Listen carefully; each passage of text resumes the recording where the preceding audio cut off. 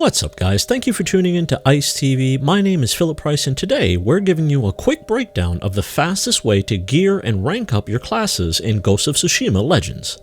If you guys find this video or any of my videos helpful, please make sure to like and subscribe. Doing so helps the channel to grow. You can also follow me on Twitch where I stream every Friday night. So here's the thing.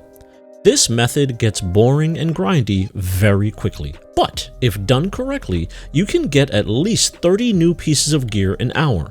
You can also hit rank 18, which is the highest rank needed to unlock the final class technique within just a couple of hours. The secret to this is found in the Severed Hearts story mission. If done properly, you and an ally should be able to complete all 3 chapters in less than 10 minutes. And with finding Gyozin's lost scroll and recovering the Oni treasure, you'll get 5 pieces of gear each run. Run this mission 6 times an hour, and that's 30 pieces of gear an hour. I'm not going to go into detail on class builds because I'm trying to keep this video short, so instead, let's focus on the fastest way to clear each chapter in the Severed Hearts. Chapter 1. In my time running this with randos, I've learned that a lot of folks are not aware that you don't actually have to kill all the bad guys here. The only ones that you must kill to open the Torii Gate are the guys whose hearts are connected. So once you dispatch the first 2 guys, book it to the left and circle around to the back of the camp. Stealth by, assassinate, or just plain out bum rush it to the back of the camp. Kill the second set of connected baddies, inspect the tracks, and get through the gate.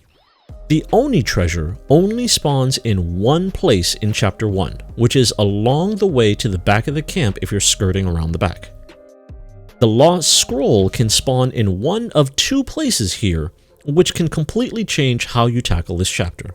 The first location is in this tent just inside the front wall of the camp. The second location is under this tent closer to the back of the camp.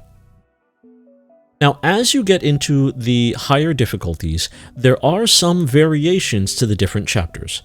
Chapter 1 only has 1 variation. Sometimes you have to honor a floating shrine, which is platforming hell and can really slow down your speedruns. Chapter 2 is pretty direct. A patrol of 6 enemies are following behind a cart, 2 of which are linked. You can bum rush it and kill all 6 or stealth your way around the back and assassinate the linked 2, then you work your way through the other 4. Run to where the cart ends up, killing the second set of linked guys to open the Oni Gate. There's only 1 spawn location for the Oni treasure in Chapter 2, and there is only 1 spawn location for the Lost Scroll in Chapter 2 as well. There are 3 different variations of Chapter 2. In no particular order, the first variation gives the Mongols attunement. You and your partner can choose to get attuned and target your specific enemies. The attunement shrines are always in the same places, one immediately to the left of your spawn, and the other is across the way on the other side of the path. The second variation adds 2 disciples of Io. The first one will always be on this hill over here, while the second one will be located past the second set of linked Mongols towards the back of the camp near where the Oni Gate will spawn. The third variation will add 2 fire spirits, each placed on opposing cliffs to the left and right of the map. Personally, I prefer to take these out quickly, but another viable strategy is to use these arrows to burn down the groups of enemies at the start, as these arrows hurt them as well. The fourth variation adds a bunch of exploding Oni dogs. As you progress from Chapter 2 to 3, before you enter the gate, you'll have the opportunity to accept Gyozin's curse.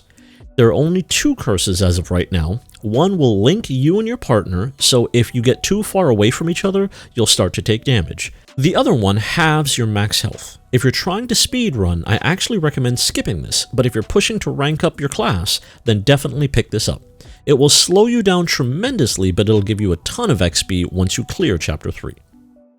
In the final chapter, you'll find yourself just outside a Mongol outpost, and this chapter does require that you kill everyone. Your plan of attack will vary depending on your class, build, personal play style, etc. The enemies will switch up on you, and you can expect to see Oni brutes, spearmen, and dogs, as well as the crow archers. And every variation of the normal Mongols will also be present. There are 2 spawn locations for the Oni treasure. One is at the front of the outpost to the left, and the other is towards the rear, but Gyozen's Lost Scroll only spawns at one location, inside the captain's tent at the top level of the outpost. There are two variations of Chapter 3. The first one has enemies attuned. In this variation, I recommend entering the camp through the gap in the wall to the right, as there is an attunement shrine right next to the gap on the inside of the wall. You can then work your way to the left where a second attunement shrine is, and then go from there. The second variation places 3 fire spirits which are always in the same location. My preferred method for this variation is to sneak into the camp to the first fire spirit, bum rushing to the second, then the third, just ignoring all the enemies along the way because you can easily break their line of sight on you, and you can circle back to the entrance and just work your way through the camp as normal. Now, this method doesn't always work well with randos because sometimes they try to follow you and don't really know that you're going to bail once you get all 3. But if your rando is skilled enough to stay alive holding their own until you get back, which is actually pretty common, then this method usually works out for the best. And that's it. Lather, rinse, and repeat, increasing your difficulty level until you can farm this on gold. I wouldn't recommend going up to Nightmare because at that difficulty, you can't choose which story mission to do, and once you get a good farm going on this map, you should be able to rank from 1 to 18 in just a few hours. And you should have a handful of legendary gear as well. If you guys have any feedback, disputes, or advice on how to run this mission even better, make sure to let me know in the comments below. And until next time, stay safe, stay blessed, and stay tuned to Ice TV.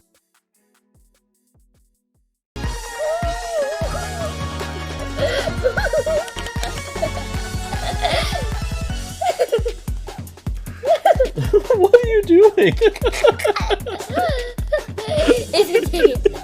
It's a dance. It's your dance? Yes, it's a dance. Oh, man.